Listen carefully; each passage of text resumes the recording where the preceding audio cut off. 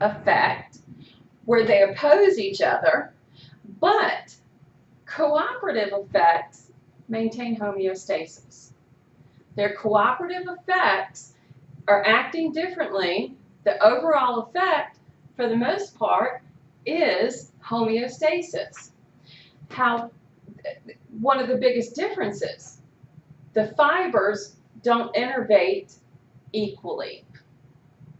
You tend to have, over the digestive organs, more parasympathetic fibers. Sympathetic is greater in the heart.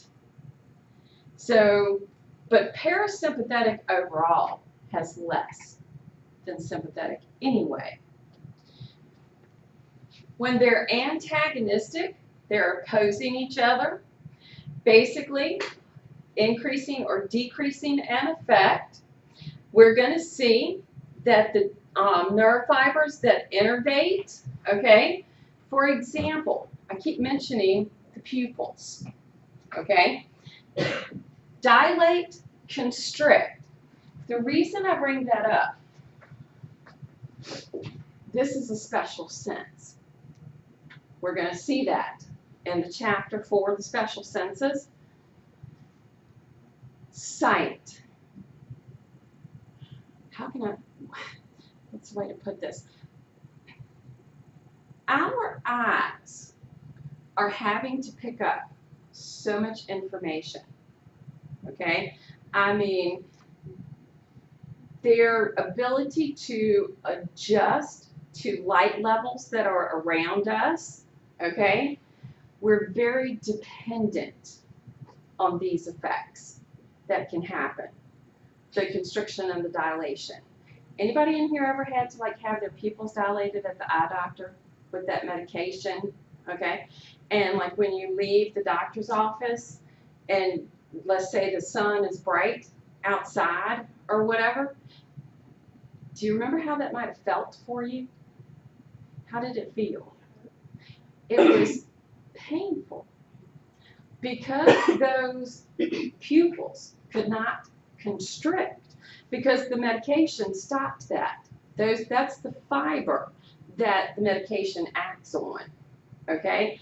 And because they couldn't constrict, all of that light was going in, and the eyes, the optic nerve actually interpreted it as pain.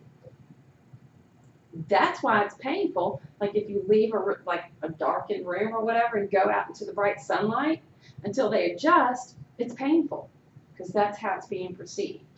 So it's really cool. The cooperative effects, basically, when we want to maintain homeostasis, okay, for example, parasympathetic and sympathetic, okay, parasympathetics will increase the salivary serous secretion, which is the watery secretion. Sympathetic will say, okay, well, let's put some mucus in there to help start breaking stuff down. So in between the two, in between the watery secretion and the mucousy secretion, we begin to break down. The food we eat gets broken down and begins to move through the digestive tract, making it easier for the digestive tract to deal with. This is what I was mentioning about the pupils and the parasympathetic and sympathetic and the constriction and the dilation. We call it dual innervation. And you would think something so tiny. Now, we do find that there is some control without dual innervation. Some only have one of the fibers. Adrenal medulla is the best example. There is only sympathetic fibers present. Arrector pili muscles, the smooth muscles attached to the hair that help you get the goosebumps, only have sympathetic innervation. It was because that's a good indicator of danger being near. Sweat glands, some blood vessels.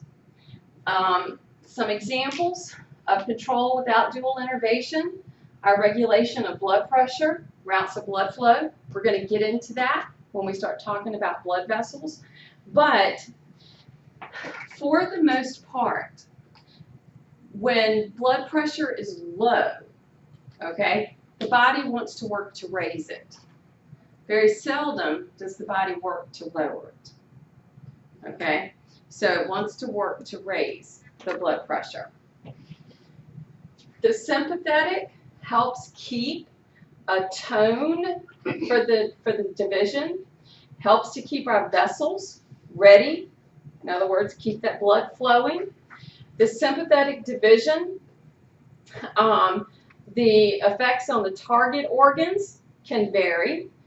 If we increase the firing, vessels constrict. If we decrease it, they dilate. The goal of that, shift blood to areas of the body that need it. Right now, it's Virginia, okay?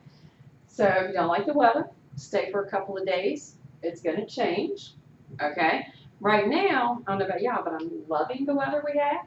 If it stays this way, it's great. But now, when I go outside, I don't know, it's kind of warm, nice in the sun, might break a little sweat or whatever.